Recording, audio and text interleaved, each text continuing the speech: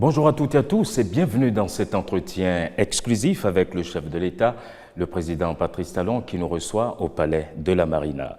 Un palais qui a fait sa mue, rénové à la hauteur de la tâche qui s'y mène depuis 2016. Monsieur le Président, bonjour et merci de nous recevoir. Bonjour.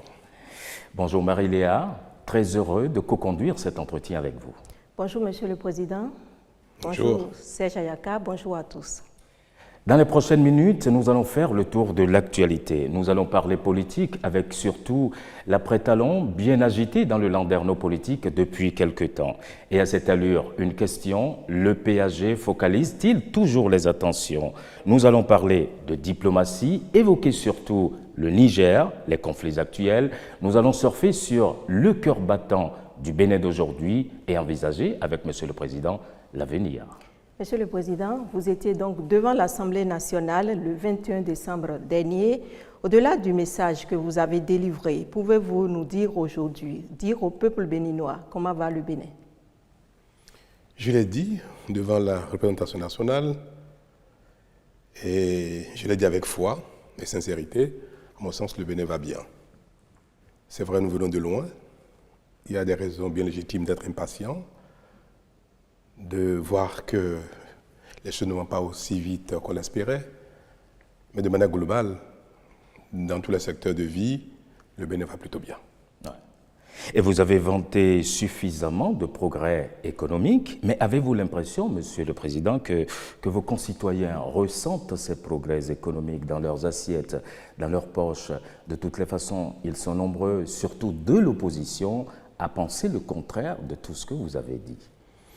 Oui, parfois cela m'interpelle et je fais bien souvent aussi, avec la sincérité requise pour ma responsabilité, le bilan du chemin parcouru dans tous les secteurs de vie, que ce soit au plan de la santé, de l'éducation, de la sécurité, de la paix, des libertés, des infrastructures, de nos besoins en général. Mais mon impression, quand je fais le bilan, et je le fais au quotidien pratiquement, mon impression est que nous avançons, nous progressons. Et que le Bénin se révèle à lui-même, s'étonne même parfois des progrès que nous faisons. C'est vrai que la nature humaine est exigeante et c'est d'ailleurs cela qui fait avancer le monde. Ce n'est pas parce que nous avons des routes, d'électricité, d'eau, une offre de santé qui fonctionne bien, d'une éducation qui fonctionne mieux, que nous allons applaudir dès demain et dire « ça y est, la vie est belle, tout peut s'arrêter ». Le monde n'est pas ainsi fait, c'est heureux que ce soit ainsi. Donc je comprends et j'approuve mes citoyens qui nous mettent la pression pour que les choses aillent encore plus vite et que chacun sente, comme on dit dans son assiette, que le progrès se ressent partout, y compris, comme je le dis, dans sa poche. Mais il faut avouer que, venant d'où nous sommes partis, la magie est difficile à opérer à une si grande envergure pour satisfaire tout le monde.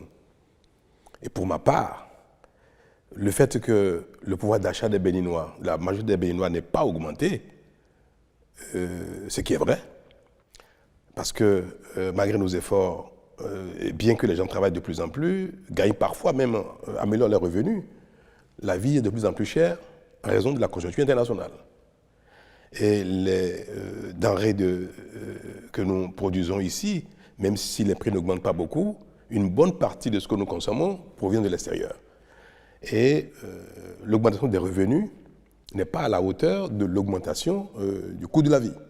Donc, c'est légitime que les Béninois affichent que le progrès n'est pas encore à un niveau qui améliore le pouvoir d'achat. Mais je continue de dire, d'affirmer que le Bénin va bien parce que nous ne reculons pas, nous avançons et nous parvenons à satisfaire l'essentiel de nos besoins pas à pas, de mieux en mieux. Et je compare le Bénin d'aujourd'hui à celui d'hier, qui était un pays, comme l'ont dit certains, fracassé, pays de désordre, de corruption, où tout manquait. Les quartiers des villes, notamment dans les villes urbaines, sont inondés à la moindre saison de pluie. L'assainissement, personne n'en parlait. L'asphaltage, on n'a jamais connu cela au niveau que c'est aujourd'hui. Vous achetez une voiture, il y a 10 ans, au bout de 4 ou 5 ans, vous commencez à avoir des pannes. Parce qu'il n'y a pas de rue, les routes ne sont pas asphaltées. Si ce n'est pas votre crémaillère, ce sera les amortisseurs ou les pneus qui vont éclater tout le temps. Vous allez consommer 2 fois plus de carburant que la norme. Aujourd'hui, c'est des choses qui sont pratiquement derrière nous, notamment dans nos villes. Et ça, c'est un signe de ce que le pays avance doucement. Parce que ces choses-là, qu'on a déjà oubliées, sont des acquis intangibles et qui ont fait avancer le Bénin plus qu'on a pu l'espérer. Je vais donner un exemple, pour être un peu concret. Vous connaissez Kouandé? Kouandé était, j'allais dire même la capitale du Nord, avant Parakou, avant même Niki. Mais Kouandé, c'est, avec Niki et Parakou aujourd'hui, le cœur de l'ère Batonou. Pour aller à Kouandé, qui est une commune importante dans notre histoire, dans la vie du Bénin, il n'y a jamais eu 1 centimètre de goudron, comme on dit, comme on aime bien dire chez nous. C'est ça le Bénin d'hier. Aujourd'hui, le goudron est en train d'aller à Kouandé. Niki, il y a eu un semblant de goudron. Cette voie a été badigeonnée. Et quand vous allez à Niki aujourd'hui, vous avez l'impression que c'est tout sauf une route bitumée. La reprise est en cours, ça y est, nous démarrons bientôt les travaux. Il n'y aura plus une seule commune au Bénin qui ne soit reliée par le bitume. Ce sont des progrès tangibles. Ça montre bien que le Bénin avance. L'école, tout le monde le constate, fonctionne mieux. La santé fonctionne mieux, les microcrédits fonctionnent mieux. Le pouvoir d'achat n'a pas augmenté, mais le revenu a augmenté. La corruption. La pagaille qu'on connaissait jadis, et vous vous souvenez très bien, l'ancien président, il disait avec sincérité qu'on réclame que le Bénin doit préserver sa démocratie telle qu'elle était, et il qualifiait cette démocratie de démocratie Nescafé. Ouais. Vous savez ce que ça veut dire, démocratie Nescafé? Ça veut dire une démocratie de pagaille, de corruption.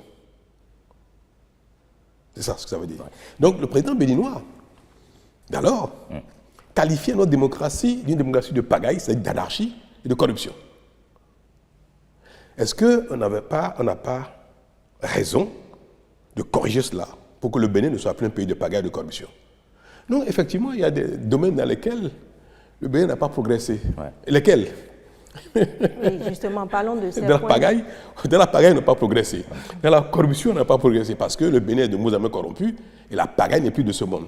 Donc, tout ce qui nous caractérisait, à la limite même avec fierté, puisque certains s'en contentaient très bien, ce qui nous caractérisait, nous avons essayé de nous en débarrasser. Aux grandes dames de ceux qui en profitaient. Parce que les ressources du pays étaient distribuées, chacun s'en servait à volonté. Et puis après, on se plaisait bien à les distribuer aux parents, aux amis et consorts, et puis ça y est, on dit l'argent circule. Mais aujourd'hui, l'argent du Bénin n'est plus volé, n'est plus distribué. Et quand j'entends l'opposition qu'on venait de dire, dire haut et fort que les gens ne mangent pas, l'argent ne circule pas, je veux leur dire que dans un pays qui progresse, dans un pays normal, chacun doit vivre de son travail. Donc, il faut qu'on donne du travail à tout le monde. C'est ça que nous efforçons de faire. Construire le pays de sorte qu'il y ait de l'emploi pour tout le monde, que chacun vive de ses efforts. Et non que les politiciens volent les ressources du pays et après les distribuent en jouant les mécènes, ici et là. Et vous savez très bien, quand on nomme un ministre à l'époque, quand on nomme un directeur général, il va chez lui, il fait une messe d'action de grâce. Et on chante. Je ne sais pas chanter si je vous aurais donné les refrains. Je crois qu'on disait... rappelez-moi cette chanson qui dit « Je suis dans la joie ». Une joie immense. Parce que Papa Bonheur m'a nommé. Quand on nomme quelqu'un, ministre, ben, tout de suite, il prend 10, 20 ou 30 millions dans les caisses de là où on l'a nommé, il va au village, il fait une grande messe, donne la magie à tout le monde, et puis il distribue l'argent du pays. Et impunément, c'était ça le Bénin. Est-ce que ce Bénin est toujours le même? Est-ce que ce Bénin progresse? Ce Bénin se débarrasse de ses travers? Bien oui, et nous progressons, nous travaillons, nous construisons notre pays doucement. Moi, je suis fier de ce que fait le Bénin. Vous dites que le Bénin se construit, mais il y a aussi des points d'insatisfaction. Prenons par exemple le PAG. Est-ce qu'il évolue comme vous l'auriez voulu? Je dois vous l'avouer, le rythme ne me satisfait pas assez parce que je suis un perfectionniste. Je suis impatient dans la vie en général. Et j'aurais bien voulu que les choses aillent plus vite. Mais nous venons de si loin.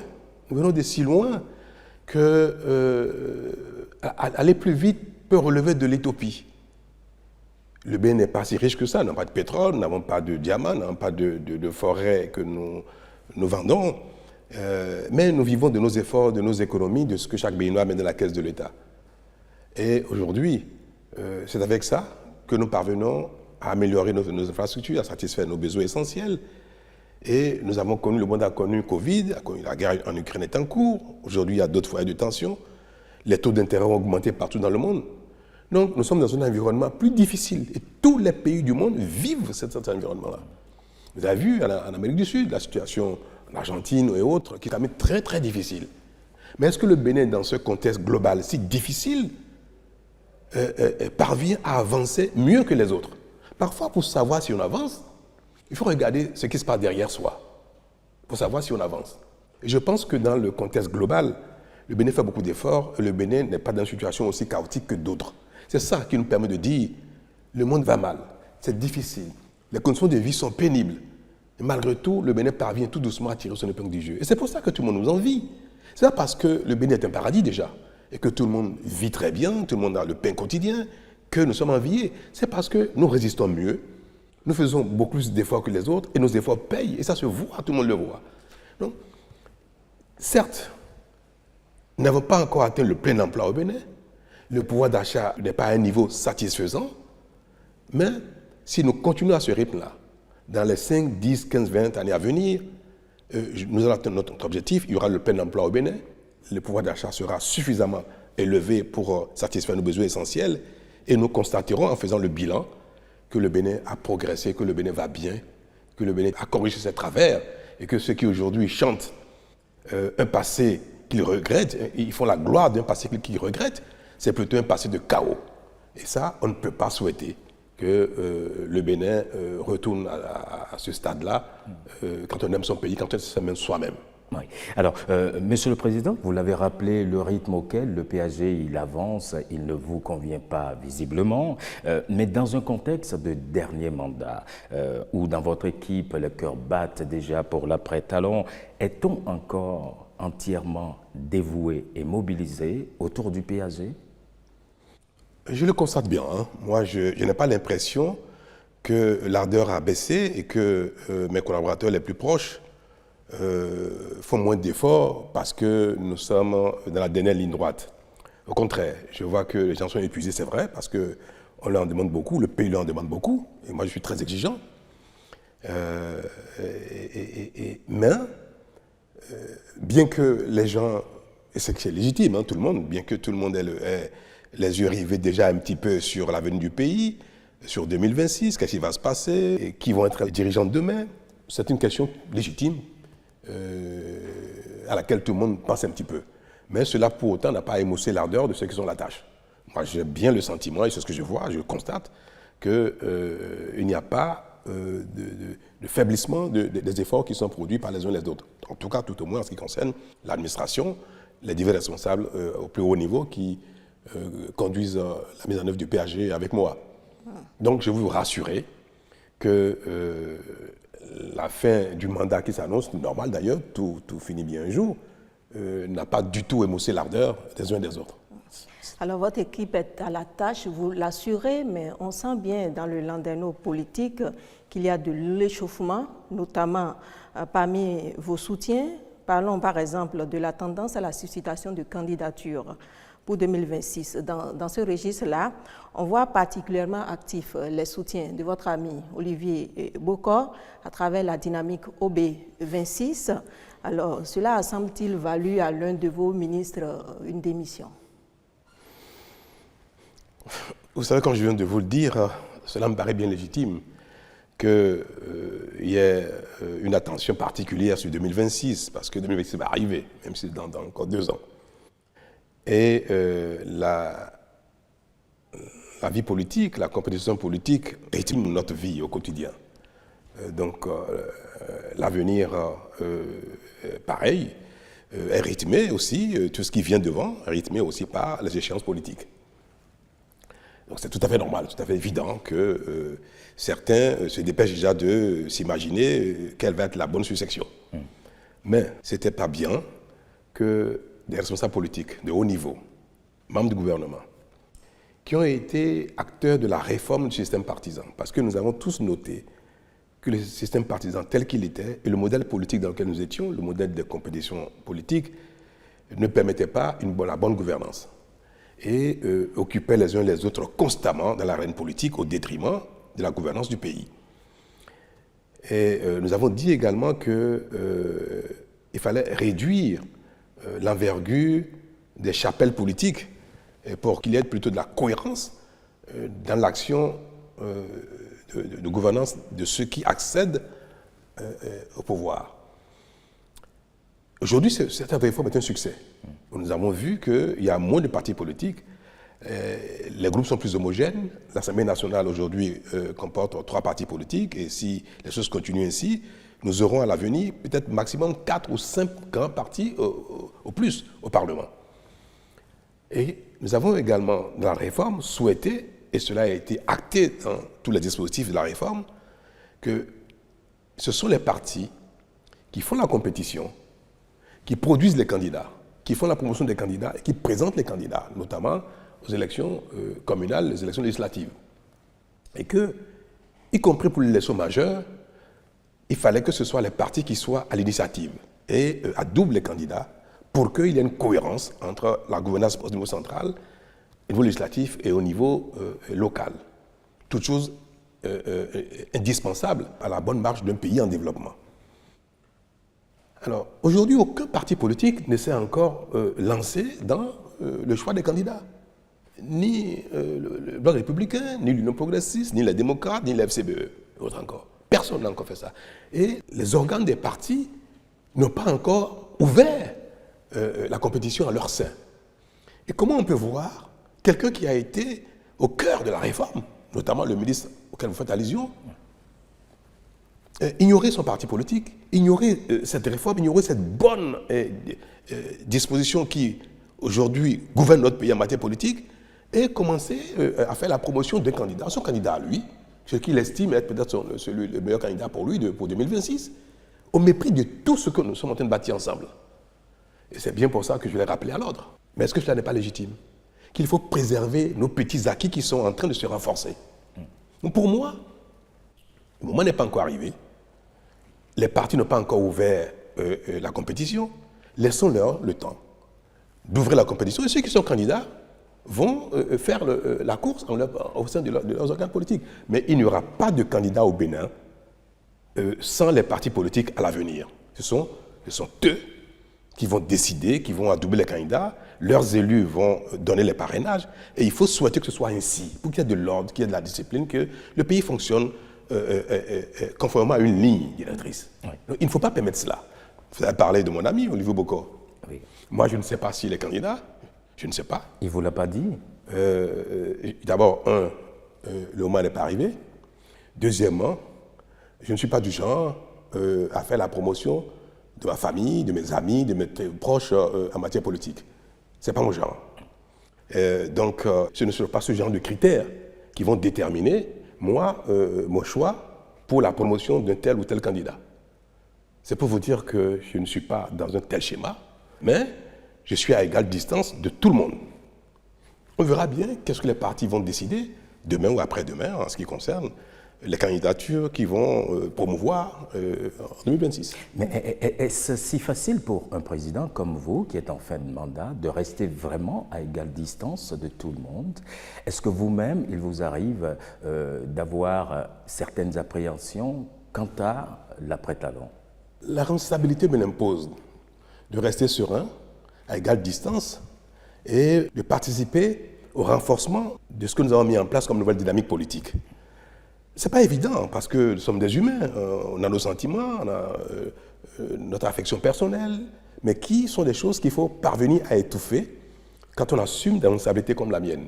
Et ça, je sais le faire. Et c'est pour ça que je ferai tout.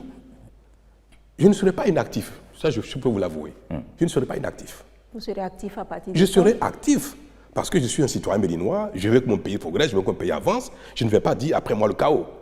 Donc je serai actif pour que la suite soit dans l'idéal que nous sommes en train de bâtir ensemble. Et les Béninois aussi, comme vous, voudraient bien que le pays continue de progresser, n'est-ce pas? Donc nous serons tous actifs pour que la suite se passe, sinon mieux que ce qu'on voit aujourd'hui. Mon souhait est que le Bénin progresse, que demain soit meilleur à aujourd'hui et qu'on constate tous que le meilleur est à venir. Et ma foi, c'est celle-là. Pour le Bénin, le meilleur est à venir. Ouais. Et donc, je n'ai pas beaucoup d'appréhension. Je crois que le Bénin a une âme, que le Bénin va bien maintenant, qu'il ira de plus en plus bien ou mieux et que la suite sera encore meilleure à ce qui se passe aujourd'hui. Donc, je n'ai pas d'appréhension, je suis certain. Et nous allons tous œuvrer pour cela. Ouais. Alors, mais comment pouvez-vous être certain, Monsieur le Président, que votre successeur, il n'ait pas, par exemple, seulement le sens théorique des choses, mais aussi le sens pratique, le sens des résultats comme vous? Comment vous assurez qu'il soit tout autant motivé que vous? Et pourquoi pas plus? Ah ouais. Pourquoi même pas plus? Pourquoi? Quand moi j'arrivais dans la fonction, peu de gens croyaient que je serais en mesure d'impulser tant d'énergie. Parce que le Bénin est riche par ses talents, par l'engagement des uns et des autres, par la volonté des uns et des autres. Ce n'est pas parce que nous n'avons pas progressé pendant 60 ans à ce rythme-là que les Béninois n'ont pas le potentiel. C'est parce qu'il fallait un déclic. Je crois que j'ai été celui qui a simplement allumé le moteur. Et ce que nous faisons relève aujourd'hui de la prise de responsabilité, de la conscience que chacun a prise et chacun donne le meilleur de lui-même dans son domaine. Il n'y a pas de raison que cela ne continue. Donc je ne peux pas dire que celui qui me succédera a peu de chances de faire autant que moi en matière d'engagement, de volonté, de responsabilité. Je pense même que ce sera mieux. Parce que je pense que j'ai donné un exemple en montrant combien je mets le cœur à la tâche. Et celui qui viendra voudra faire plus que moi, autant que moi, sinon plus. Et nous veillerons à ce que celui que nous allons promouvoir et que le peuple va choisir, que celui-là soit le plus indiqué possible en cette matière de volonté, de capacité, d'engagement, de compétence, d'amour pour le pays, de volonté et consort. Et c'est pour ça que moi, je vous dis plutôt, le meilleur est à venir. Ah oui. Oui, je voudrais bien, Monsieur le Président, vous dites que cette personne-là sera choisie et qu'il faudra vraiment faire ce choix en tenant compte d'un certain nombre de critères qui lui permettraient peut-être d'aller au-delà de ce que vous avez fait. Mais à partir de quand ce choix sera-t-il fait? À partir de quand les partis politiques pourront effectivement lancer des appels pour les candidatures, selon vous? 1 an, 2 ans? Le rythme politique, malheureusement, n'est pas toujours compatible avec le rythme de la bonne gouvernance et de la satisfaction des obligations de ceux qui sont encore en place. C'est bien pour ça que certains ont commencé trop tôt. Donc, est-ce qu'il faut que les choses commencent dès maintenant? Je pense que non. Parce qu'après, ça va capter trop l'attention des uns des autres. Je vais vous répondre, hein, franchement, moi, il n'y a pas de sujet tabou chez moi. Je pense que les partis politiques vont avoir des discussions de coulisses, c'est certain, à partir peut-être d'ici 1 an et demi. Mais la fièvre politique même, ce sera peut-être 6 mois avant. Et je ne pense pas que des choses fondamentales, majeures, se décideront au sein des partis politiques plus de 6 mois avant l'échéance. Et d'ailleurs, vous savez, les acteurs politiques aussi n'aiment pas beaucoup cela. Hein. Donc la compétition, pour moi, va commencer au sein des partis politiques. Les débats, les discussions vont commencer peut-être 6 mois avant. Ce serait une bonne période. D'accord. Toujours au titre de la politique intérieure, Monsieur le Président, vous avez eu récemment des échanges avec le parti d'opposition, les démocrates. C'était le 27 novembre dernier.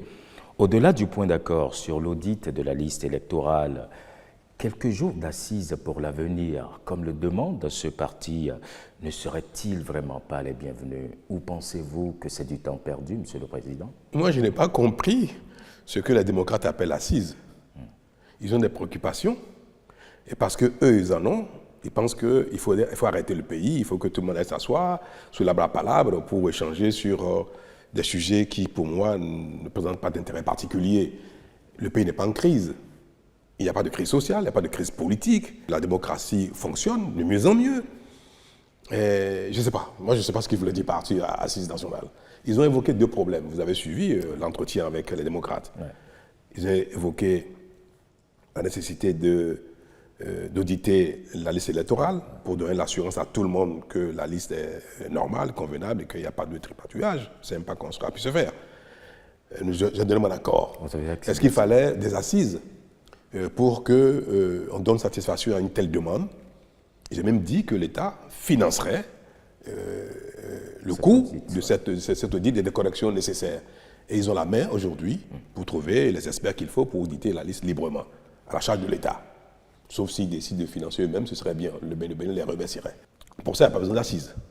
Alors quel est l'autre sujet qui constitue une crise ou l'intérêt d'une assise nationale, sauf à souhaiter qu'on se rassemble, qu'on se taquine, comme on a pu l'observer. Je vais dire, Monsieur le Président, vous avez entendu, il me dira, l'autre des hommes me diront, je n'ai pas entendu, ça va amuser nos concitoyens. Et puis bon, non, on ne va pas faire des assises pour ce genre de choses. Il faut être sérieux. Et j'estime qu'il n'y a pas de crise, il n'y a pas de problème qui nécessiterait que nous rentrions dans une telle démarche, en général, destinée de manière grave, sérieuse, à rassembler les citoyens autour d'une situation qui mérite qu'il y ait une pause et qu'on discute. Ce n'est pas le cas. À l'occasion de ces échanges, on vous a vu opposer un refus à la demande d'amnistie en faveur d'acteurs politiques en prison ou se considérant comme exilés. Un nom de principe que certains ont du mal à comprendre, Monsieur le Président, et rappelle que vous-même, vous en avez bénéficié. Vous avez bénéficié donc du pardon de votre prédécesseur il y a quelques années. Qu'en dites-vous? Bon, cela m'amuse. Cela m'amuse. La chute de votre question m'amuse beaucoup, parce que j'ai entendu dire ici et là, Patrice Talon lui-même a bénéficié du pardon du prédécesseur, et puis aujourd'hui, il refuse le pardon à des exilés politiques ou à des condamnés politiques. Vous voulez savoir, vraiment? Bien sûr. Alors moi, je vais demander.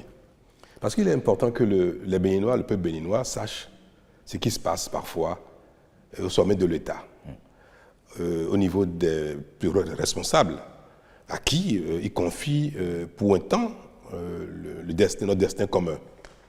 Et je vais demander à mon aîné, au président Yaya Boni, mon prédécesseur, d'accepter que nous ayons des discussions. On va faire ce qu'on appelle la tchakodi, sous la palabre.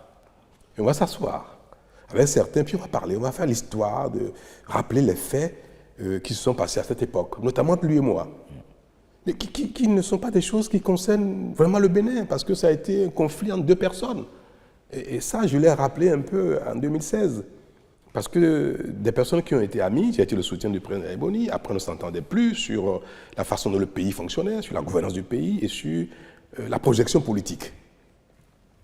Et cela a tellement abîmé nos relations que cela a été l'occasion d'une tragicomédie entre 2 hommes, mais qui a amusé le pays, mais qui a inquiété également le pays. Dieu merci, les choses ne sont pas allées plus loin que ce théâtre qu'il y a eu. Donc, je vais vous dire, moi, personne ne m'a pardonné, de rien du tout. Il y a eu, vous savez, une procédure judiciaire ici contre moi, notamment en ce qui concerne les accusations dont j'ai été objet une fois que je suis parti du pays. Je suis parti du pays parce que, je vais vous le dire, je vais ouvrir une brèche sur la tchakodi, en entendant cette discussion sur la palabre, où on va mettre tout ça sur la place publique, devant les concitoyens, pour que les gens comprennent. Il y a eu une conférence de presse d'un certain maître Agbo, le 18 septembre 2012, je crois. Et maître Agbo aurait dit, je n'ai pas suivi la conférence de presse, j'étais à un dîner, c'était le jour anniversaire d'un ami qui m'a invité à un dîner, et j'ai appris plus tard. À cette conférence de presse, il aurait dit, ce monsieur, que le président Yaya Boni passerait sur les cadavres des Béninois pour un 3e mandat ou pour continuer ce qui se fait. Et que le pays allait très mal et qu'il fallait au moment opportun que le régime plie ses bagages et qu'on on chante autre chose. Et le président d'alors a dit ou a compris ou a décrété ou a imaginé que je suis à la base de cette conférence de presse, que c'est moi qui aurais commandité cette conférence de presse. Et le lendemain, il était à Abuja, je vais vous le dire, hein, et a instruit le service d'État, de défense et de sécurité, par la justice, d'aller me chercher. Et quelqu'un, parmi ceux qui ont été instruits, m'a appelé, m'a dit « Monsieur Talon, nous savons que vous êtes un peu de nature casse-cou, téméraire, mais cette fois-ci c'est sérieux. Nous avons été instruits pour aller vous chercher par tous les moyens, quittez le pays. Quittez le pays, ne soyez pas suicidaire. » J'ai informé mon épouse, j'ai dit, moi, je ne suis pas un fuyard. Je vais voir ce qui va se passer. Mon épouse m'a dit, Patrice, debout hors du pays, tu feras le combat. Mais sous terre, non. Ce n'est plus possible. Alors, tu ne feras pas le con. Comme je suis quelqu'un d'assez... Parfois, certaines personnes, quand elles parlent, elles me donnent des recommandations, je suis docile, comme on dit. Je suis parti. Et puis, ça ne suivit tout ce que vous savez. Tentative de coup d'État, d'assassinat, d'empoisonnement et tout le reste. Je vous passe des détails, parce qu'on va en parler le jour du Achakpoji. Et puis... Vous y tenez visiblement. J'y tiens, parce que c'est bon que les Béninois sachent enfin les détails de cette comédie-là, qui continue d'ailleurs de polluer l'atmosphère. La justice de mon pays a dit que non-lieu, tous dont étaient accusés n'avaient jamais existé. Même si les juges à l'époque, qui étaient quand même sous ordre, ont cherché par tous les moyens à prouver que Talon a eu l'intention, a voulu faire, mais en fin de compte, ça ne s'est pas passé, il n'a pas fait, bref. Et il y a eu un non-lieu. Je n'ai été reconnu coupable de rien du tout. En France, pareil. Mais comme j'étais actif politiquement, mon prédécesseur, le président Bouni, a souhaité qu'on fasse la paix. Ce n'est pas moi qui ai sollicité une paix. Moi qui ai sollicité la réconciliation de deux hommes. Bien que je sois un homme de paix, de réconciliation. Mais l'initiative ne venait pas de moi. Et le président, ancien président du Sénégal, le président Diouf, qui était secrétaire général de la francophonie, a été appelé, on lui a demandé, j'étais à Paris, de m'appeler et de me demander qu'il faut qu'il y ait la paix entre mon aîné et moi. Mais qui refuse de faire la paix? Je suis allé à la convocation du président Abdou Diouf. Et il m'a dit, il faut que tu fasses la paix avec ton aîné. J'ai dit, mais moi je veux bien, je n'ai jamais fait la guerre à personne. Et c'est cela qui a donné lieu à des échanges du genre. Et puis on vous dit, vous savez, en Afrique, quand on vous dit, même si tu n'as rien fait à quelqu'un, dis pardonne, demande pardon, demande excuse de tout ce qui a pu... Je dis, je n'ai fait rien à personne, je suis condamné pour rien, je suis accusé de rien. Je n'ai pas à demander quoi que ce soit. Mais, en fine, c'est faire preuve de rancœur que de ne pas dire à son protagoniste, écoute, si j'ai pu t'offenser, si j'ai pu te faire du tort en quoi que ce soit, si j'ai pu en quoi que ce soit, alors je le regrette. C'est une forme élégante de dire je suis prêt pour la paix sans dire je ne suis coupable de rien. Parce que, vous savez, vous pouvez offenser quelqu'un juste parce que vous êtes une embûche, un obstacle à ses ambitions. Ou bien la personne a pensé que vous l'avez méprisé. Donc quand on veut faire la paix vraiment, c'est une formule consacrée.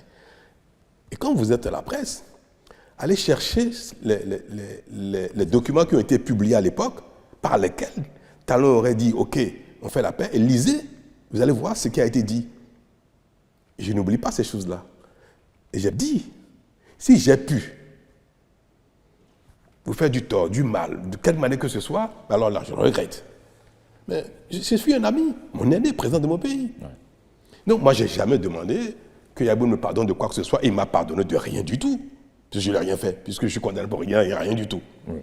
Alors comment on peut faire l'amalgame entre ce théâtre, qui est né d'un conflit entre deux personnes, faire l'amalgame avec une situation grave dans le pays dans lequel nous sommes, où des gens ont commis des crimes, des détournements, et engagé des tueurs à gages pour tuer des gens, pour engendrer une insurrection dans le pays afin que des élections n'aient pas lieu.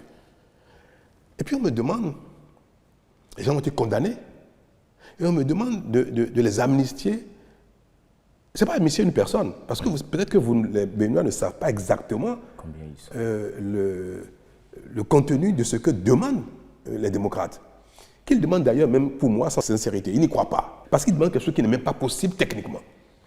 Voilà, Réki Amadougou a été condamnée parce qu'elle a commandité l'assassinat de l'ancien maire de Parakou, et ses complices ont été arrêtés, sont passés aux aveux. On a vu les traces. On a vu des traces, des échanges par lesquels les gens ont été payés, mandatés pour commettre un assassinat. Qu'on n'était pas une femme. Et la justice est allée à son terme. La personne a été condamnée. D'autres personnes ont été condamnées pour trafic de drogue. D'autres ont été condamnées pour détournement de fonds publics. Et certains sont partis du pays, n'ont pas répondu à la justice, et on dit il faut amnistier tout ce monde-là, chacun en ce qu'il a fait. Donc, on va amnistier Réki Amadougou pour avoir commandité l'assassinat de gens pour créer une insurrection dans le pays. On va amnistier M. Tan pour trafic de drogue. On va amnistier M. Tan pour détournement de fonds publics. On va amnistier Tan pour telle chose. Donc, on va sélectionner certains délits commis dans des champs différents. Et on va mettre tout ça pour dire, tout ce monde-là, on va les sélectionner par tête de client, comme on dit. On va dire, tout ce monde-là, on les amnistie. Mais les autres 15 000 Béninois qui ont commis des délits moins graves ou de même nature, qui sont en prison, on les laisse et on sélectionne comme ça. Pierre, Paul, Jacques, Fatouma et consorts, et puis on dit, ceux-là, il faut les amnistier. Dans quel pays ça se passe? On peut amnistier pour un événement particulier, un fait particulier, comme on l'a fait en 2019. Il y a eu une situation grave, tous ceux qui ont été impliqués ont été amnistiés. Moi, je veux bien que techniquement on me demande, Monsieur le Président, il faut amnistier toutes les personnes qui ont été coupables ou impliquées dans un événement, dans un fait particulier qui a été une crise au Bénin, comme en 2019. Et on peut décider de le faire. Mais comment on peut ne pas être dans cette démarche et dire que pourvu que la personne ait été politique, ait été l'ami d'un politicien, ait été le parent ou la copine, la maîtresse d'un politique, quel que soit le délit pour lequel la personne a été condamnée, il faut l'amnistier. Techniquement, ce n'est même pas possible. Donc je vais finir. D'accord, Monsieur le Président. Même au Parlement. Si même le Parlement était à 100% démocrate, écoutez-moi bien, si le Parlement était 100% démocrate, une telle loi ne peut pas être votée. Ah oui. Une telle demande d'amnistie, c'est impossible. On ne peut pas choisir comme ça, sélectionner 10, 20, 30 personnes dans le pays et dire ceux-là, on les amnistie de tout ce qu'ils ont fait, quel que soit ce qu'ils ont fait. Ce n'est pas possible. Voilà donc ce que la demande. C'est une demande folklorique. C'est une demande politicienne. Et ceux qui sont avisés savent très bien que ce n'est pas possible de donner une suite à une telle demande. Et puis maintenant, on fait l'amalgame. On dit, Talon refuse de pardonner. Moi, je ne gouverne pas avec l'affect. L'affect, nous sommes tous dotés de cela. Mais je gouverne avec la responsabilité, la raison que les citoyens béninois attendent de tous leurs responsables. Gouverner avec la raison, avec le sens de responsabilité qu'il faut. Ne pas mettre le feuillet à faire ça parce que tel serait mon parent, tel serait un ami, tel serait un partisan. Et ce n'est pas ça que les Béninois attendent de quelqu'un comme moi. Je vous ai dit la dernière fois, il y a des décisions que je prends qui me font beaucoup de peine, qui me donnent de la peine au cœur, mais que je prends parce que c'est l'intérêt du pays. Ouais. Et c'est pour ça que je suis accusé de tout, mais j'encaisse. J'encaisse parce que celui qui ne veut pas être vu comme ça, il ne peut pas être un bon chef. C'est peut-être cela aussi l'acceptation de la charge que vous avez depuis quelque temps. Une chose est certaine, c'est que le refus à cette demande d'amnistie, vous ne revenez pas là-dessus, Monsieur le Président. Je ne vais même pas vous dire que je refuse. D'abord, ce n'est pas moi qui vote l'amnistie. Deuxièmement, une telle demande ne peut pas prospérer. Quand même, je le voudrais, c'est impossible. Il y a la grâce présidentielle. Alors, je vais gracier qui? Selon vous, est-ce que si vous m'avez compris, je vais gracier qui et qui? Rika Madougou. D'accord, je la gracie. Ça s'arrête là alors. Donc, il n'y a pas lieu de gracier à Ivo. Il n'y a pas lieu de gracier à Javon. Il n'y a pas lieu de gracier qui encore, ce n'est pas Liadis Oglou. Tous ceux qui ont eu une casquette politique, quelque chose qu'ils ont fait, il faut les gracier. Donc, ceux qui sont condamnés, parce que je ne peux gracier que les gens qui sont condamnés. Donc, quelle est la demande réelle? Si c'était vous, madame, dites-moi, vous voulez que je gracie qui? Si c'est une personne, d'accord. Mais ils disent que non, ce n'est pas la seule personne, parce qu'eux-mêmes sont dans un piège. Ouais. Pourquoi vont-ils demander la grâce pour une personne? Parce que cette personne est de leur parti politique. Mais il y a d'autres de leur parti politique également qui sont concernés. Donc, ils ne peuvent pas demander la grâce ou l'amnistie pour une seule personne. On va dire, ah bon, ce parti est au service d'une seule personne et pas les autres. Alors, je vous pose la question. Si vous voulez défendre la cause des démocrates, vous me demanderez de gracier qui? Ce sera une, ce sera deux, ce sera trois, ce sera 10, ce sera combien de personnes? C'est à vous qu'il pose la question. Non, moi, je n'ai pas compris la question, moi. Je n'ai pas compris. Et je souhaite que vous m'éclairiez parce que vous avez la science de lire à travers les questions les vraies intentions qu'il y a derrière. Non, je ne sais même pas quelle est la demande qu'on m'adresse. Parce qu'il y a quelque chose qu'on dit publiquement, mais derrière, quand on veut exprimer réellement ce qu'on veut, on constate que c'est ça que vous demandez. Mais comment c'est possible? D'accord, Monsieur le Président. Alors, autre sujet soulevé par l'opposition, mais aussi par certains de vos concitoyens, c'est le dispositif de contre-mobilité érigé par la douane à nos frontières, surtout les frontières ouest pour le moment, en attendant peut-être, on ne le sait pas encore, une extension. Mais n'est-ce pas préjudiciable, Monsieur le Président, au principe constitutionnel du libéralisme économique et de la libre circulation des personnes et des biens? Là, je ne vous comprends pas. Nous avons érigé des infrastructures de contre-mobilité aux sorties anarchiques des frontières du Bénin. Ouais. En quoi cela est contraire à la libre circulation des personnes et des biens? Et tous les pays du monde contrôlent leurs frontières. Vous savez, la Belgique et la France sont deux pays voisins. Ils sont membres de l'Union européenne. Ils ont une intégration régionale aboutie, où il y a véritable circulation des personnes et des biens. Malgré cela, les voies qui relient la Belgique et la France sont des voies connues. Et si vous y allez, vous allez voir, il y a des postes de police, de douane qui sont, même s'ils n'arrêtent personne, mais ils sont là. C'est des voies qui sont connues parce que le juge a un problème, on sait ce qui s'est passé, on peut fermer, faire des contrôles et consorts. Donc, tous les pays ont une idée très claire des voies par lesquelles on quitte le territoire pour aller dans un autre territoire, même s'il y a libre-échange entre les pays. Les gens au Bénin, chacun se lève et ouvre la voie qu'il veut. Non, il y a des centaines de milliers de voies qui relient le Bénin avec le Togo, le Nigeria. Heureusement, au Niger, il y a le fleuve, le Burkina. Il y a des milliers de voies, de sorte que rien ne tient. Alors, nous avons dit qu'il faut fermer ces voies-là et avoir les voies dédiées. Entre le Bénin et le Togo, s'il faut 10 voies dédiées, s'il faut 20, s'il faut 50 voies dédiées, nous discutons avec les maires, les responsables à divers niveaux pour dire, dans cette localité, quelles sont les voies qu'on va dédier à la circulation entre le Togo et le Bénin. Donc nous avons choisi, et avec les élus locaux, les voies qui doivent être dédiées aux échanges entre le Bénin et le Togo, bientôt le Bénin Nigeria, le Bénin le Burkina. Et le reste, qui ne sont pas donc recensés comme voies dédiées, il faut les fermer.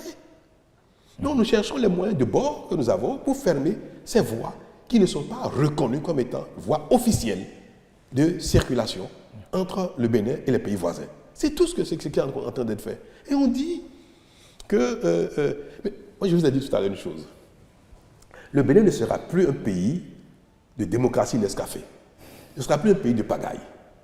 C'est parce que nous avons laissé prospérer ce genre de choses que Yaïboun même dénonçait à l'époque, démocratie, Nescafé, d'anarchie, qu'aujourd'hui, le fait de dire c'est de l'anarchie, on ne peut pas continuer, on dit ah non, pourquoi? C'est démocrates d'ailleurs qui se font le défenseur du retour à l'anarchie, il ne peut pas formellement nous dire que laisser n'importe qui ouvrir n'importe quelle voie entre le Bénin et le Togo. Il ne peut pas le dire. S'il dit ça, alors ils seront disqualifiés même pour être députés, disqualifiés pour être maire, disqualifiés même pour aspirer à la fonction du président de la République. Parce qu'on ne peut pas promouvoir l'anarchie en tant que responsable dans un pays. Ce n'est pas possible. Alors, lorsque vous décidez, Monsieur le Président, d'encadrer un secteur et donc d'y mener des réformes, et que cela débouche sur la rétention, par exemple, des matières premières à transformer sur place, certains croient, à tort ou à raison, que c'est pour des intérêts personnels. Est-ce, selon vous, une incompréhension de vos ambitions pour le Bénin ou leur difficulté, en fait, à s'adapter aux nouvelles pratiques et à maîtriser le circuit autour de ces produits? On va parler sa langue de bois, n'est-ce pas? Patrice Talon était un opérateur économique, était un acteur de la filière coton. Oui. N'est-ce pas, madame? N'est-ce pas, monsieur? Bien sûr, monsieur le Président. Je ne le suis plus, ce sont mes héritiers qui travaillent, qui ont pris le relais de ce que je faisais jadis. Vous savez que le coton, ça fait combien? Peut-être 30 ans ou 40 ans que il est interdit au Bénin de sortir le coton, la matière première coton, du territoire. Parce qu'à l'époque, le Bénin a fait le choix de commencer son industrialisation par le coton, qui était la production de rente la plus importante, jusqu'au aujourd'hui d'ailleurs. Donc, l'État du Bénin avait construit des usines, et quand la production a commencé à exploser, l'État a demandé à des privés de venir investir au Bénin pour construire des usines d'égrainage, pour commencer la première phase de notre industrialisation. Et beaucoup de gens sont intéressés à cela. C'est à ce titre que Patrice Talon est devenu un égraineur privé. Parce que l'État a dit, venez investir dans le secteur, parce que l'État n'a pas les moyens de le faire tout seul, l'État n'est pas qualifié pour le faire tout seul. Si personne ne le fait, l'État sera obligé de le faire. Et l'État a dit à l'époque, je n'étais pas président, je n'étais pas ministre, je n'étais pas du tout même proche du pouvoir politique. Et en ce moment déjà, il a été dit haut et fort que la sortie du coton grain du territoire est interdite. Et c'est à ce titre-là qu'on dit aux privés, venez vous installer, vous aurez accès à la matière première. Construisez des usines au Bénin et vous aurez accès, l'État va vous permettre d'acheter le coton grain qui ne sortira pas du territoire national. Donc c'est une politique normale, ancienne. Elle ne date pas d'aujourd'hui. Et tous les pays du monde qui veulent transformer leur matière première décident d'investir par l'État ou par le secteur privé ou faire la promotion de l'autre. Vous dites, venez investir ici. Comment voulez-vous que nos paysans produisent du coton grain, produisent du soja, produisent du riz, produisent de l'acajou, et qu'une fois qu'ils ont produit, ces produits-là partent du territoire dans des emballages pour aller nourrir les industries des autres pays du monde et créer de l'emploi dans d'autres pays du monde. Et leurs enfants sont au chômage. Et ce qu'il faut noter, c'est que ce n'est pas que le fait de vendre les produits à des exportateurs, ce n'est pas que ça leur donne tellement de richesse, tellement d'argent, qu'ils parviennent à nourrir leurs enfants, à les marier, à s'occuper des petits-enfants, à leur acheter une maison à chacun. Si rien que le fait de vendre et que le produit sorte, ça permet à ceux qui ont produit d'entretenir toute leur famille, les générations successives, je peux dire, bon, ils vont croiser les bras, les enfants, mais il y a tellement d'argent à gagner qu'on va se partager. Mais ce n'est même pas une bonne chose d'ailleurs. Donc, l'effort de ceux d'entre nous qui produisent des matières premières, cet effort a son prolongement dans l'intérêt général, dans leur propre intérêt, par leur transformation pour créer de l'emploi pour leurs enfants. Pour qu'eux, ils vivent de ce qu'ils ont fait, pour que leurs efforts entraînent d'autres intérêts et que ça crée du transport, de la manutention, des usines et que le pays se développe tout doucement à partir des efforts des uns et des autres. Un pays est une chaîne. Et chaque maillon est important de l'accrocher à d'autres maillons. Le Vietnam, par exemple, qui est le premier producteur de produits transformés de cajou, a une politique d'incitation et les noix de cajou de toute l'Afrique vont au Vietnam. Et ils ont des milliers d'emplois dans l'industrie de transformation du cajou. Donc, leurs enfants ont du travail à partir des noix de cajou qui sont produites par nos parents ici. Est-ce que c'est une mauvaise chose de dire Nous allons tout faire pour que des industries s'installent au Bénin pour transformer les noix de cajou également, pour que notre noix de cajou produisent des emplois ici, pour que nos enfants... On nous reproche, les Béninois, à raison, nous reprochent de ne pas créer autant d'emplois. Mais comment on crée des emplois? C'est comme ça qu'on crée des emplois. La politique crée des emplois par les dispositions qui permettent la création d'emplois. C'est mon rôle, c'est le rôle de l'État. Est-ce que j'ai tort de souhaiter que nos matières premières soient les maillons d'une grande chaîne de services, de transformation, d'industrialisation qui fera que demain, il y aura le plein emploi au Bénin? Et c'est pour ça que nous avons dit, que ce soit le soja ou autre, nous allons faire la promotion de l'industrie au Bénin, de sorte que ce soit 10 000, 20 000, 30 000, 40 000 personnes, 100 000 personnes, 1 million de personnes, des millions de personnes qui auront un emploi à partir des efforts que font certains à la base. C'est ça, travailler pour un pays. C'est ça, construire un pays. C'est cela, gouverner un pays. Donc, moi, je ne fais pas attention à ceux qui veulent que le Bénin reste un pays éternellement pauvre, ceux qui veulent que le pays soit un pays de fraude, de corruption, de pagaille, de démocratie Nescafé, et que, bon, après, on se contente de dire le peu que le pays produit, on prend, on distribue aux gens, on fait des messes, et puis le pays vit de mendicité, et le pays ne se développe pas. Le Bénin va se développer, parce que c'est ça, la méthode. Ouais. C'est par ce moyen, n'inventons rien, hein. Moi, je ne suis pas un génie, je n'ai rien inventé, mais c'est ce que les autres ont fait pour développer leur pays. On va faire pareil. Alors, Monsieur le Président, l'actualité, ce n'est pas seulement au plan intérieur. Elle est aussi marquée par un sujet géopolitique sous-régional, le Niger, notre voisin qui a connu un coup d'État, c'était le 26 juillet dernier, lequel a fait réagir vivement la communauté internationale et en particulier la CEDEAO. Et là, parlant justement de la CEDEAO, on a vu le Bénin au premier rang, ce que certains de vos concitoyens n'ont pas compris.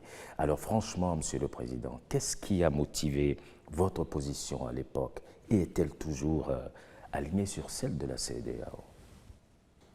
Mais, vous savez, les autorités actuelles du Mali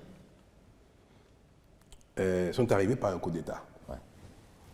Vous savez aussi qu'ils ont voté une nouvelle constitution. Ils ont adopté une nouvelle constitution. Ça a été revu et dans cette nouvelle constitution, approuvée, adoptée par les nouvelles autorités maliennes, le coup d'État est interdit, est un crime, imprescriptible. C'est-à-dire, si vous faites un coup d'État au Mali, 50 ans après, vous allez en répondre. On ne peut ni l'amnistier, ni gracier les auteurs. Parce que tel qu'ils l'ont formulé, ils sont arrivés par un coup d'État, mais ils reconnaissent que le coup d'État est un crime, est mauvais pour le pays. Ils le reconnaissent eux-mêmes.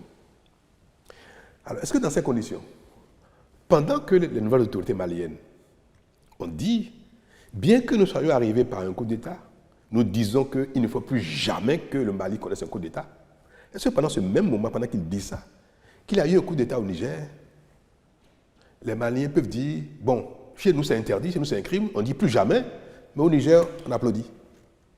Est-ce que le Bénin, dans ce même environnement, peut dire, c'est vrai, nous connaissons tous que ce n'est pas bon, que ça fait 2, 3, 4, que c'est très grave, c'est très dangereux, mais que pour le Niger, allez, bon, c'est pas grave, on applaudit, en espérant que ce soit le dernier.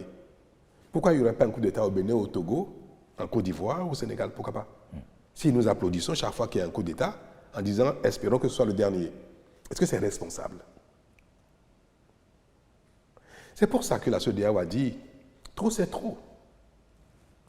Notre attitude peut être une promotion au coup d'État. Le fait, chaque fois de dire, oh, c'est pas bien, c'est dommage, c'est pas bien, bon, mais c'est pas grave, on continue, c'est une façon de promouvoir le coup d'État.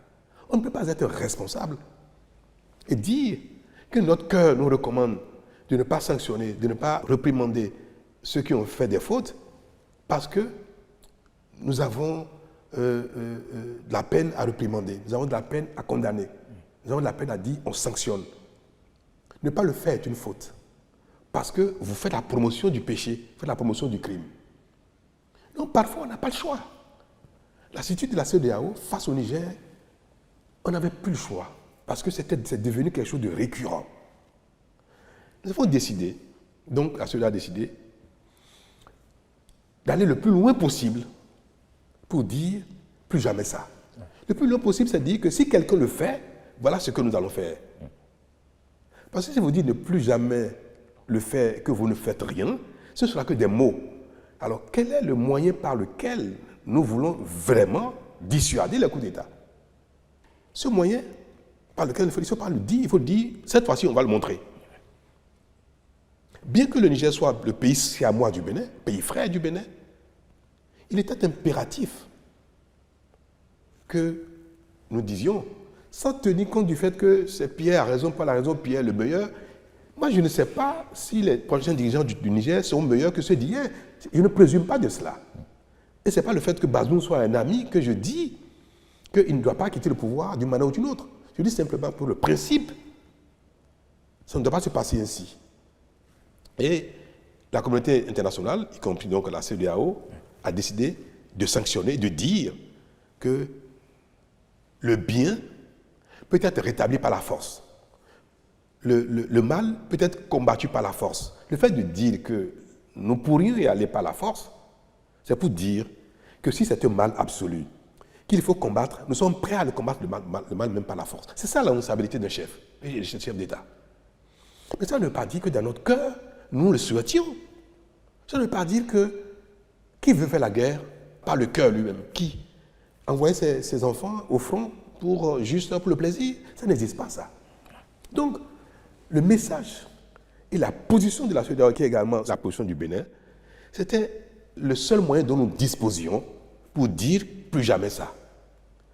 Mais personne n'avait l'intention, vraiment l'intention, que les choses dégénèrent. Nous avons, par nos moyens, fait tout ce qu'on voulait pour que cela soit acté, compris par tout le monde, y compris hors du Niger. Mais au constat, bien que nous ayons fait tout ça, voilà la situation, ça a duré des mois et les sanctions créent des dommages graves à nos frères et sœurs du Niger. Est-ce que nous allons dire éternellement que ça se va rester ainsi? La responsabilité nous recommande également d'être réalistes. Nous ne sommes pas Dieu. Nous avons pu faire ce qui est de notre devoir. Après, la nature décide. Dieu décide. L'homme propose, Dieu dispose. La situation du Niger aujourd'hui, telle qu'elle est, elle s'impose à nous. Un responsable, sérieux, doit faire le constat et dire ce qui s'impose à moi. J'ai tout fait pour que ce soit autrement. Je prends acte. C'est la situation dans laquelle nous sommes dans la sous-région et c'est ma situation. Et je dis, le temps de la condamnation, de l'exigence, des menaces est passé. Malheureusement, ça n'a pas produit l'effet qu'on souhaite, mais le peu d'effet qu'il y a eu, pour moi aujourd'hui, est peut-être suffisant pour dissuader d'autres coups d'État. Parce que tout le monde a vu quand même que nous avons porté l'idéal le plus loin possible. Et je vais espérer que même si on n'a pas eu les effets escomptés, que notre position, notre exigence peut être vue comme désormais l'exigence de la CEDEAO, que nous n'allons plus passer le temps de simplement dire c'est pas bien, mais on tourne la page. C'est ça. Et c'est pour ça que je ne rougis pas d'être dans une autre dynamique aujourd'hui et dire qu'on discute avec ceux qui sont là, parce qu'il faut être réaliste. Et dire, bon, on fait comment? On tourne la page, on avance, mais quelle est votre feuille de route? Mais qui nous dit ce qu'ils veulent? Nous allons trouver le moyen de les accompagner. Parce qu'après tout, c'est le pays qui compte, le Niger qui compte. Ouais. Et il faut être réaliste. Ça reste donc un rétropédalage. Appelez-le comme vous le souhaitez, mais si l'homme n'est pas capable de rétropédaler, alors là, il se prend pour Dieu. Je vais répéter. Si l'homme n'est pas capable de rétropédaler, de se rendre compte de ses limites, de ce qu'il a fait les efforts qu'il faut, il a fait ce qui est son devoir, mais que Dieu a décidé autrement, ou la nature a décidé autrement, ou que les peuples ont décidé autrement, et qu'il faut prendre acte de cela et revenir être réaliste. Si on n'est pas capable de le faire, alors on se prendrait pour Dieu, ce serait une faute. Que faites-vous de l'esprit de groupe par rapport à la CEDEAO? C'est-à-dire? Alors, par rapport au Niger, est-ce que le Bénin affiche une position isolée ou le Bénin plaide pour que l'ensemble donc, des pays de la CEDEAO s'alignent sur cette démarche? C'est la position de la CEDEAO, celle que je viens de vous exprimer. D'accord, Monsieur le Président. Oui. Alors, restons dans la sous-région tout de même pour observer que depuis l'arrivée au pouvoir du président Tinubu, on a noté un réchauffement des relations entre le Bénin et le Nigeria. Le président Tinubu, qui était d'ailleurs l'hôte de marque de la fête nationale chez nous, vous-même êtes déjà allé au Nigeria. À quoi cela est-il dû? Et est-ce que vraiment cette embellie, elle va durer, Monsieur le Président? Oui, elle va durer. Le Bénin a connu quelques difficultés relationnelles avec le Nigeria et qui ont été exclusivement induites par l'intoxication. Vous savez, quand le Nigeria a fermé les frontières avec le Bénin, vous savez ce qui a été à la base? Ce sont des Béninois, des responsables politiques, des nostalgiques du passé et mécontents de l'ordre et du développement qui s'opère au Bénin, qui, avec des personnalités de tous ordres extérieurs, qui sont allés dire aux autorités nigérianes que le régime du Bénin est devenu un danger pour le Nigeria. Le Nigeria n'a pas fermé les frontières pour une cause nouvelle de dysfonctionnement de nos relations ou bien de crise entre nos deux peuples ou de crise entre les autorités policières, douanières ou autres, pas du tout. C'est parce que des gens sont allés intoxiquer l'ancien président Buhari pour lui dire « si vous fermez les frontières, en 3 mois, le régime Talon va tomber ». Et on lui a dit « voilà, ce régime du Bénin fait la promotion de la corruption, de la contrebande, de ceci, de cela. » Les gens disent ça sur leur propre pays. Juste parce qu'ils veulent faire tomber un régime. Le président Buhari m'a exprimé ses regrets. Disant, il ne m'a pas donné de détails, parce que c'est un homme responsable. Je n'ai pas de détails, mais il m'a dit, ce qui s'est passé, c'est regrettable, mais vous-même, vous ne communiquez pas assez et vous êtes trop timoré dans les accusations qu'on vous porte et vous laissez faire. Les choses ont commencé à s'améliorer entre nous quand le président Buhari a passé la main. Et celui-ci, dans la nouvelle dynamique, a exprimé au Bénin sa volonté de bâtir quelque chose de durable en matière de relations. Et les discussions qui sont en cours aujourd'hui avec le Nigeria sont de nature à créer une intégration réelle entre nos deux pays. Nous sommes 2 pays voisins, nous partageons la même culture, du sud jusqu'au nord, et nous sommes dans la CEDEAO. La CEDEAO promeut l'intégration régionale effective et le Bénin et le Nigeria, je crois, nous vont être les pionniers de l'intégration réelle. Et c'est pour ça que les discussions qui sont en cours vont nous amener à opérer la réalité de la libre circulation des personnes et des biens très bientôt. Et cela va se faire. Alors, Monsieur le Président, dans quelques jours, nous entrons dans une nouvelle année. Comment l'entrevoyez-vous pour le Bénin au regard de l'évolution du monde? Est-ce qu'il nous faudra faire plus d'efforts, serrer davantage la ceinture? Pour moi, les années de difficulté, d'efforts sont derrière nous. Pourquoi? Parce que c'est quand on n'a jamais fait d'efforts que le premier pas est difficile.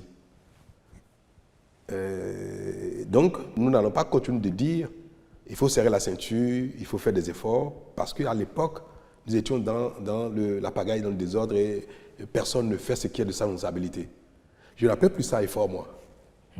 La manière dont nous vivons aujourd'hui, la vie est chère, la vie est difficile, mais ce n'est pas parce que nous avons choisi de faire en sorte que les denrées coûtent cher. Donc, je ne le demande pas ça aux Béninois, je ne souhaite pas ça aux Béninois, que la vie continue d'être chère, que les difficultés continuent. Non, pas du tout. Les Béninois ont pris le pli déjà de travailler sérieusement et bien. C'était ça, la notion d'effort. Les Béninois payent leurs impôts de plus en plus. C'est ça la notion de l'effort. Quand vous faites ce qui est de votre devoir, désormais, même si le fait de commencer requiert un effort, quand vous êtes dedans, vous avez pris le pli, ce n'est plus un effort, ça devient ce qui est la norme. Donc nous sommes désormais dans notre fonctionnement, le Bénin fonctionne de manière normale. Je souhaite que cela porte ses fruits le plus rapidement possible et que ce qui est de notre devoir, notre responsabilité, les efforts que nous faisons de manière normale produisent des fruits assez rapidement. Et c'est à ce titre que je veux dire que pour l'année 2024, je souhaite à mes concitoyens, hommes et femmes, enfants, jeunes,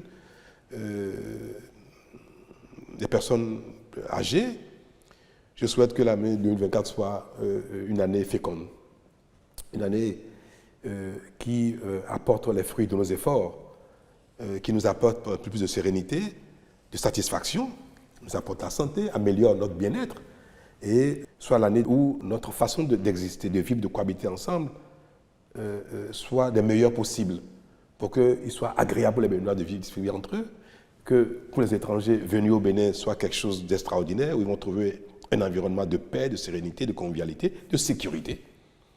Et toutes choses que les Béninois attendent de notre effort commun, c'est-à-dire un meilleur bien-être.